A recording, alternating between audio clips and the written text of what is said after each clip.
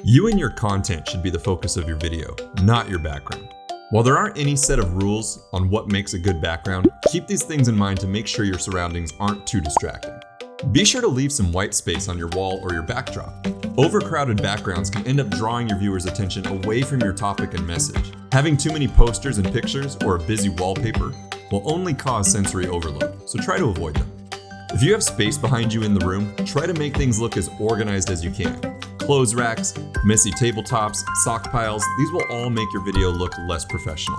Alternatively, you can try hanging up an ironed sheet or a plain blanket behind you.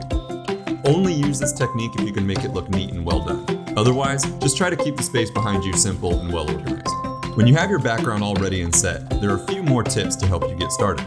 Sit facing your camera, but try not to be stiff and robotic. Feel free to move your head, gesture with your hands, or turn in the direction of your content in order to direct your viewers' attention as needed.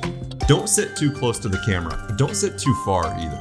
Try to take up about a third of the screen in a position where it makes sense with your content. Make sure you're familiar with your visuals so upcoming content won't obscure you. Also, you can place a whiteboard where your presentation content will appear on the screen. Not only does this provide a clean backdrop for your presentation elements, but you can also get a better idea of where your presentation is in the space next to you, helping you gesture in the right direction while presenting. Now you're ready to start creating a video. Be the director of your own visual story with Prezi Video today.